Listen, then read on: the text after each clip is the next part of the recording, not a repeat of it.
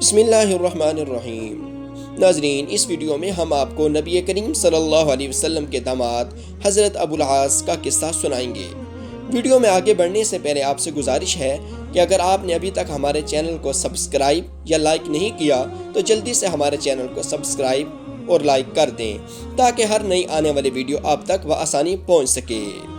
ناظرین، آپ کو معلوم ہے کہ حضرت ابو العاص نبی کریم صلی اللہ علیہ وسلم کے داماد ہیں، اور بدر کے قیدیوں میں دوسرے قیدیوں کی طرح یہ بھی ایک قیدی تھے، اور یہ نبی کریم صلی اللہ علیہ وسلم کی بیٹی حضرت زینب جو کہ حضرت خدیجہ الکبریٰ کے بطن سے ہیں ان کے شوہر تھے۔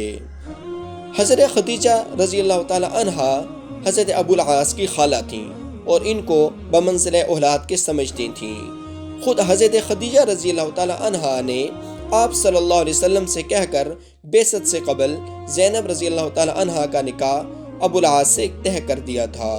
ابو العاص ایک مالدار، امانتدار اور بڑے تاجر شخص تھے۔ نبوت کے بعد حضرت خدیجہ رضی اللہ تعالی عنہا اور آپ کی تمام صاحبزادیاں ایمان لے آئیں، مگر ابو العاص شرک پر قائم رہے۔ قریش نے ابو العاص پر بہت زور دیا کہ ابو لہب کے بیٹوں کی طرح تم بھی محمد کی بیٹی کو طلاق دے دو اور تم جہاں چاہو گے وہاں ہم تمہارا نکاح کروا دیں گے، لیکن ابو العاص نے صاف انکار کر دیا اور کہہ دیا کہ زینب رضی اللہ تعالی عنہا جیسی شریف عورت کے مقابلے میں دنیا کی کسی بھی عورت کو پسند نہیں کر سکتا۔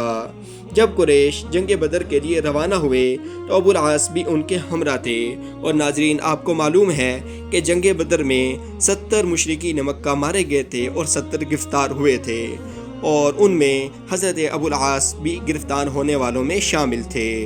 اہل مکہ جب اپنے اپنے قیدیوں کا فدیہ روانہ کر رہے تھے تو حضرت زینب رضی اللہ تعالی عنہا کے پاس صرف ایک ہار تھا جو ان کو ان کی والدہ نے شادی کے موقع پر دیا تھا، لہٰذا انہوں نے وہی ہار روانہ فرما دیا۔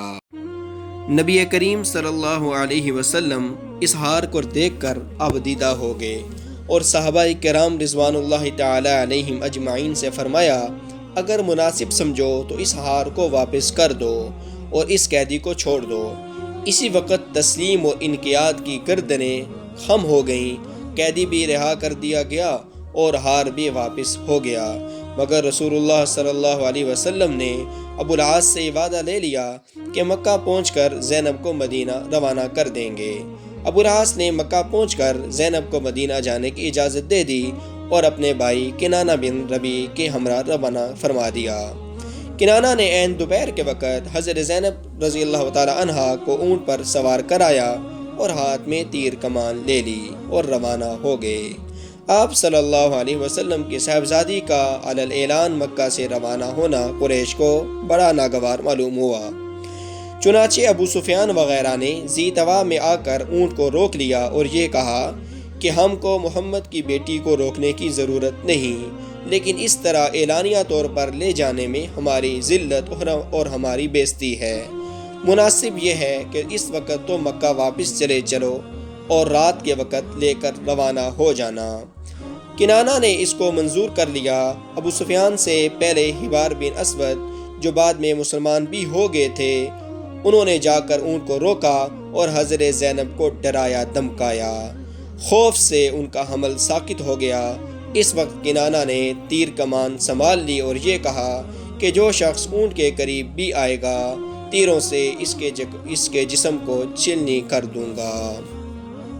چنانچہ کنانہ مکہ واپس آ گئے اور 2-3 راتیں گزارنے پر رات کو روانہ ہو گئے۔ ادھر رسول اللہ صلی اللہ علیہ وسلم نے زید بن حارثہ اور ایک انصاری صحابی کو حکم دیا کہ تم جا کر مقام بطن میں ٹھہر جاؤ، جب زینب آ جائیں تو ان کو اپنے ہمراہ لے آنا۔ یہ لوگ مقام بطن پہنچے ہی تھے کہ ادھر سے کنانہ بن ربیع بھی آتے ہوئے ملے۔ کنانہ وہیں سے واپس ہو گئے اور زید بن حارثہ اپنے دوست کے ساتھ زینب رضی اللہ تعالی عنہا کو لے کر مدینہ آ گئے۔ حضرت زینب رضی اللہ تعالی عنہا آپ صلی اللہ علیہ وسلم کے پاس مدینہ میں رہنے لگیں اور ابو العاص مکہ میں مقیم رہے۔ فتح مکہ سے قبل ابو العاص بغرض تجارت شام کی طرف روانہ ہوئے۔ چونکہ اہل مکہ کو آپ کی امانت و دیانت پر بڑا اعتماد تھا، اس لیے اور لوگوں کا سرمایہ بھی تجارت میں شامل کر لیا گیا۔ شام سے واپسی میں مسلمانوں کا ایک دستہ مل گیا اس نے تمام مال و متاع ضبط کر لیا اور ابو العاص چھپ کر مدینہ حضرت زینب رضی اللہ تعالی عنہا کے پاس آ پہنچے۔ رسول اللہ صلی اللہ علیہ وسلم جب صبح کی نماز کے لیے تشریف لے کر جا رہے تھے تو حضرت زینب رضی اللہ تعالی عنہا نے عورتوں کے چبوترے سے آواز دی اور کہا، اے لوگو، میں نے ابو العاص بن ربیع کو پناہ دی ہے۔ رسول اللہ صلی اللہ علیہ وسلم جب نماز سے فارغ ہو گئے تو لوگوں کی طرف متوجہ ہوئے اور فرمایا، اے لوگو، کیا تم نے وہ بات سنی ہے جو میں نے سنی ہے؟ تو لوگوں نے کہا، جی ہاں، بالکل سنی ہے۔ آپ صلی اللہ علیہ وسلم نے فرمایا، قسم ہے اس ذات پاک کی کہ جس کے قبضہ قدرت میں محمد کی جان ہے، مجھ کو اس کا مطلق علم نہیں، جو اور جس وقت تم نے سنا وہی میں نے بھی سنا ہے، تاکہ خوب سمجھ لو کہ مسلمانوں میں ادنا سے ادنا اور کمتر سے کمتر شخص بھی پناہ دے سکتا ہے، لہٰذا اگر کمتر سے کمتر شخص بھی پناہ دے دے گا تو اس کی پناہ کو قبول کیا جائے گا۔ اور یہ فرما کر صاحبزادی کے پاس تشریف لے گئے اور یہ فرمایا، اے بیٹی زینب، اس کا اکرام کرنا مگر خلوت نہ کرنے پائے، کیونکہ تو اس کے لیے حلال نہیں ہے، یعنی تم مسلمان ہو اور وہ ابھی تک مشرک و کافر ہے۔ اور اہل سریہ سے یہ ارشاد فرمایا کہ تم کو اس شخص یعنی ابو العاص کا تعلق ہم سے معلوم ہے، اگر مناسب معلوم ہو تو اس کا مال و متاع واپس کر دو، ورنہ وہ اللہ تعالیٰ کے لیے عطیہ ہے جو اللہ تعالیٰ نے تم کو عطا فرمایا ہے اور تم ہی اس کے مستحق ہو۔ یہ سنتے ہی صحابہ کرام رضوان اللہ تعالیٰ علیہم اجمعین نے تمام کا تمام مال واپس کر دیا، اور کوئی ڈھول لے کر آ رہا تھا، کوئی رسی لے کر آ رہا تھا، کوئی لوٹا لے کر آ رہا تھا، غرض تمام کا تمام تھوڑا تھوڑا کر کے سب کا سب واپس کر دیا۔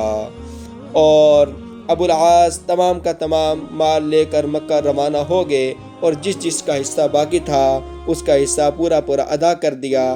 جب تمام لوگوں کو اس کا اپنا حصہ دے چکے تو پھر فرمایا، اے قریش کے لوگوں، کیا کسی کا کچھ مال میرے ذمہ باقی رہ گیا ہے جو اس نے وصول نہ کر لیا ہو؟ تو تمام قریش نے یک زبان ہو کر کہا، نہیں، بس اللہ تجھے جزائے خیر دے کہ تم نے ہمارا مال واپس کر دیا، تحقیق ہم نے تجھ کو وفادار اور شریف پایا۔ کہا، پس میں گواہی دیتا ہوں کہ اللہ کے سوا کوئی معبود نہیں، اور بے شک محمد صلی اللہ علیہ وسلم اللہ کے بندے اور اللہ کے رسول ہیں۔ یعنی اسی وقت فوراً ابو العاص نے کلمہ پڑھ کر مسلمان ہو گئے اور یہ کہا کہ میں اس وقت اس لیے مسلمان ہو رہا ہوں تاکہ لوگ مجھ پر یہ الزام نہ لگائیں اور یہ گمان نہ کریں کہ میں نے مال کھانے کی خاطر ایسا کیا ہے۔ جب اللہ نے تمہارا مال تم تک پہنچا دیا اور میں اس ذمہ داری سے سبکدوش ہو گیا تو تب میں مسلمان ہونے کا اعلان کر رہا ہوں۔ اور بعد میں ابو العاص مکہ سے مدینہ چلے گئے اور رسول اللہ صلی اللہ علیہ وسلم نے دوبارہ حضرت زینب رضی اللہ تعالی عنہا کا نکاح ابو العاص سے کر دیا۔